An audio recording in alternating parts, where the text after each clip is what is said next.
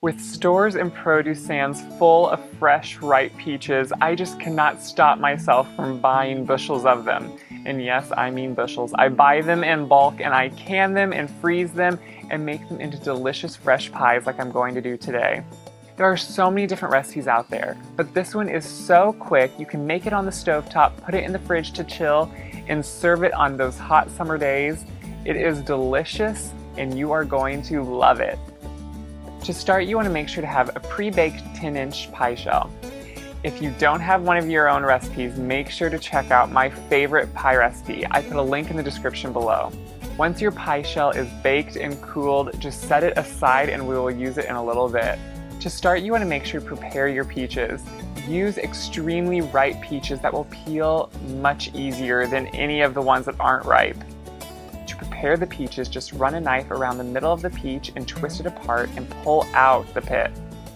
Take your knife and just gently peel them. If you need to, you can cut the peel away, but then they won't be as ripe.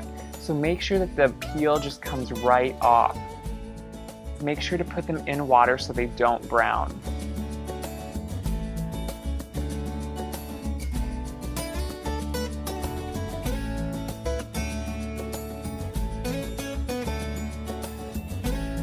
Slice the peaches roughly. They don't need to be in perfect slices. They can kind of be in a rough chopped pattern, and this will actually fit much better into the pie shell.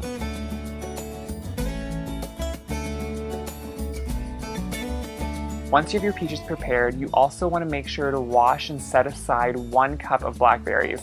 I love the mixture of blackberries and peaches. It is perfect for summer and it looks absolutely breathtaking in this pie, not to mention tastes amazing. When the peaches and blackberries are prepared, we can start on our thickening. To start, place your sugar, water, cornstarch, and corn syrup into a heavy bottom kettle and place it on the stove over medium-high heat.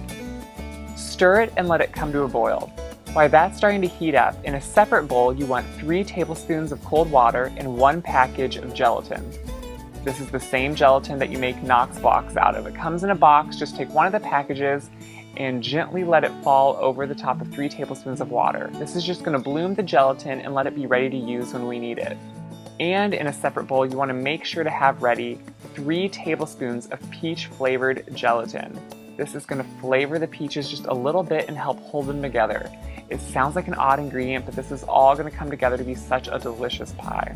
Once you have the items prepared, make sure to go back to the stove and keep stirring the heating thickened mixture on the stove. Once the mixture starts to bubble, it is a really quick process, so make sure to keep stirring, and when it is thickened, take it off the stove and immediately stir in your prepared gelatin and your peach gelatin. Stir it to combine and make sure it is completely incorporated. It takes on a much better color. Stir in the prepared peaches and blackberries right into the gelatin mixture.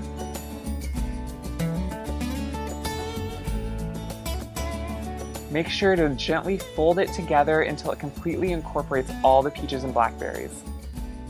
Now all you have to do is pour this directly into your pre-baked pie shell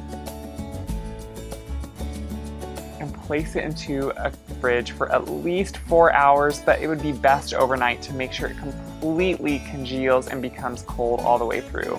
You don't want to cut this pie and have it just gush all over the plate. That would just put all your efforts to shame.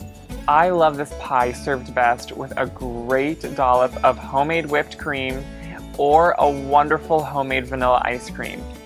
I'm sure this pie is going to become your go-to summer treat.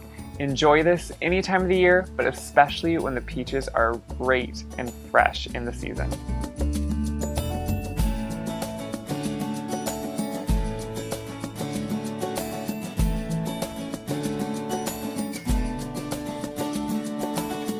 Thanks for watching this video. To see more videos that you might enjoy, click over here, or click down here and subscribe to our channel to see all the great new videos we come out with each week.